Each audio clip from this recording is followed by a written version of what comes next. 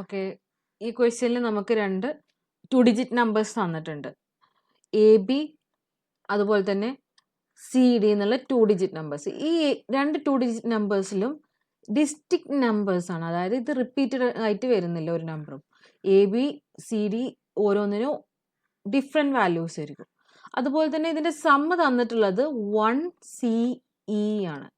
A ബിയും C ഡിയും കൂടി നമുക്ക് ആഡ് ചെയ്താൽ 1CE കിട്ടണം.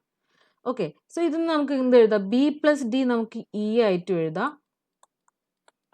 അതുപോലെ തന്നെ എ പ്ലസ് സി 1C ആയിട്ടും എഴുതാം. ഇതൊരു പോസിബിലിറ്റിയാണ്. സോ നമുക്ക് ഈ പോസിബിലിറ്റി വെച്ചിട്ട് എ പ്ലസ് സി 1C ആണെങ്കിൽ അതെങ്ങനെ എഴുതാം? A plus C is equal to 10 plus C എന്ന് എഴുതാലോ. 1 10th പ്ലേസിലാണുള്ളത്. സോ നമുക്കത് 10 പ്ലസ് സി എന്ന് എഴുതാം. അപ്പോൾ ഇവിടെ രണ്ട് സൈഡിൽ സി ക്യാൻസൽ ചെയ്ത് കഴിഞ്ഞാൽ നമുക്ക് എന്താ കിട്ടുന്നത്? എ ഈക്വൽ ടു 10 ആണ് കിട്ടുന്നത്. പക്ഷേ എ ഈക്വൽ ടു 10 പോസിബിൾ ആണോ? എ ഒരു 1 ഡിജിറ്റാണ് വരിക. പക്ഷേ ഇവിടെ നമുക്ക് വരുന്നത് 2 ഡിജിറ്റ് പ്ലേസ് ആണ് വരുന്നത്.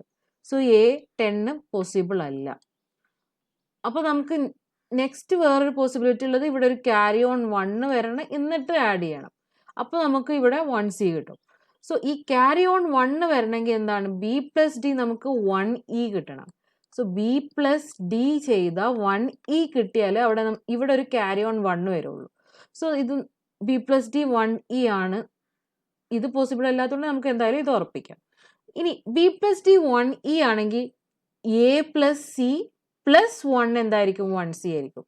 So 1 plus A plus C is equal to 1C.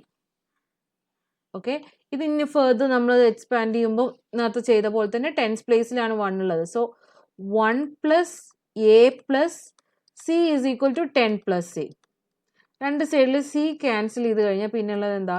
A equal to 10 minus 1. 10 minus 1 എന്ന് പറഞ്ഞാൽ എന്താ? 9. സോ നമ്മൾ option number A is our right answer.